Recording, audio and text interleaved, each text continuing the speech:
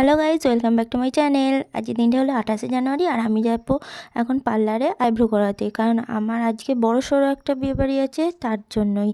আর এখানে দেখো পার্লারে বেশি কেউ ছিল না, তাই আমার তাড়াতাড়ি হয়ে গেছে। আর বাড়ি ফিরে এসে আমি একটু ছাদে ঘোরাঘুরি করছিলাম, দেখছিলাম আমার ফুল গাছের ফুলগুলো সব ঝরে গিয়েছে।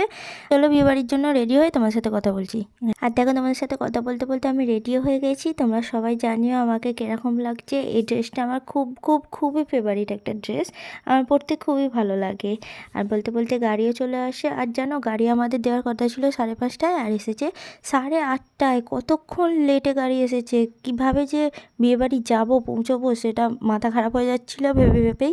তারপরে রাস্তাতেও অনেক জ্যাম ছিল। আর এই যে সাদা কালারের বাড়িটা দেখছো, এটা হলো গুরুদুয়ার।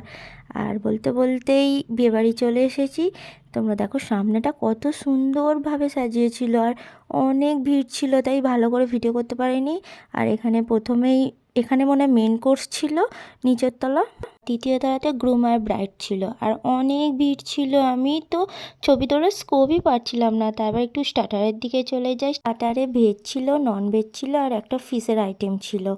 তারপরে এই দেখো মেন কোর্সেও চলে আসি। এখান থেকে প্লেট নিয়ে ঘোরাঘুরি করছিলাম, কী খাবো করে। অনেক কিছু আইটেম করেছিল। আর এই ঘুরে ঘুরে খেতে আমার মোট কথা ভালো লাগে না, এক জায়গায় বসে খেতেই আমার সবথেকে বেশি ভালো লাগে।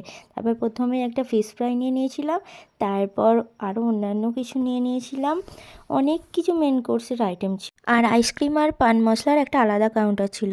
খাওয়া দাওয়া হয়ে যাওয়ার পরে আমরা বাড়ির দিকে রওনা হই। আর তোমাদের বলে রাখি, এই বিয়েবাড়িটা হলো আমার বাবার একটা ফ্রেন্ড আছে, ওই ফ্রেন্ডের মেয়ের বিয়ে ছিল।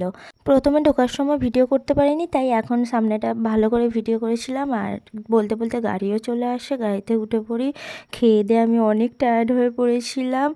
আর আবার দেখা হবে তোমাদের সাথে অন্য কোনো ব্লগে। ততক্ষণ পর্যন্ত সবাই ভালো থেকো, টাটা।